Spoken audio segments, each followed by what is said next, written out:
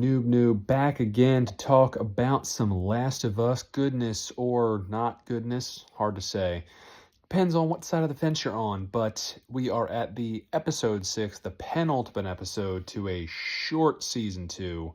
But before I get into that really quickly, just want to thank all you guys who like, subscribe, support our channel. You guys are the bestest. And remember, for just $1, you can help Noob transform himself into Moonface as I go to audition for Last of Us Season 3 to replace Ellie, because can it really get any worse?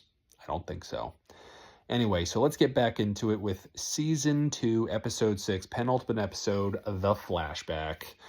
I guess let's talk about the main negative, I guess, real quick, is, it kind of kills momentum for a short season. I think it might have been better suited to maybe do this a couple episodes earlier. The entire episode is a flashback. I think it serves a purpose, I guess. It goes into the relationship of Joel and Ellie and how they got from the beginning of season 2 and where they got ended in season 1 and started in season 2. It kind of fills those gaps and where they kind of went from a good relationship to a soured one. That's perfectly fine. I don't think there's really anything wrong with showcasing that. Daddy Joel, Daddy Pedro is back in action, which I think everyone loves. I'd be curious, I haven't looked it up, but I'd be curious to see the ratings for this episode with Daddy Joel as opposed to the ones without Daddy Joel, because I'm thinking it's probably going to be better because nobody likes just Moonface leading a show.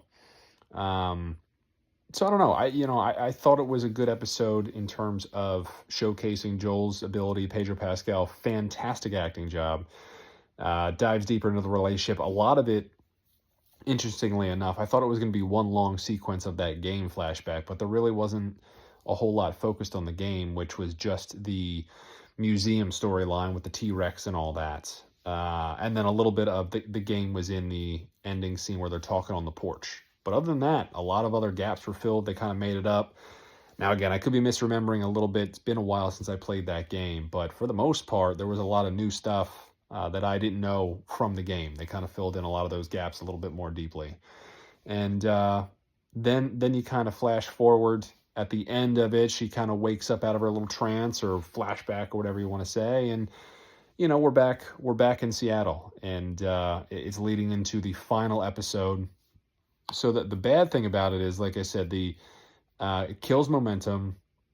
I have no idea how much they're going to jam pack into the finale, because if I'm remembering correctly, we're not even remotely that far into the game story-wise. So they got to bite off a whole lot of stuff in the season finale to really kind of catch up to where I think they would break the show and go to season 3.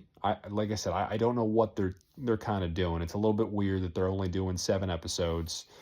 And, I don't know. It'll be interesting to see how they end it. The one good thing, though, I thought, and I was going to be heartbroken, that we were going to go an entire episode without Dina. But during that flashback, we got some Dina goodness. That's what Daddy needed. That's what Noob needs to stare at more. Why couldn't she just be in why didn't they just do a flashback and just replace Ellie with Dina? That would be great. I would love that a lot more than looking at that Ellie. And yeah, I don't know. Like I said, I watched a video of Critical Drinker bashing The Last of Us, which we will not link above. I did it just yesterday. And he makes a lot of good points. I do defend this show. I do still like the show to a degree, but it's hard to compare it to the games and say it's better. It's real hard to do that. I think the games did it better, and obviously the game part 2 versus part 1, significant decline. Even though I did enjoy both, just like this show, season 2 versus season 1, I think significant decline. The storytelling pace is a little awkward. It's really being saved solely by Dina and Daddy Pedro in the first couple episodes, and Dina just kind of carrying the show after Joel's demise. So it's I don't know. We'll see how they kind of take season 3, and I think that they're going to do that change to start season 3 with the character perspectives. So I don't know. I'm still gonna watch. Still excited to see how it ends. But as long as we have Dina, just Dina in every episode, that's all Daddy needs. Until then, we're on to the finale next week.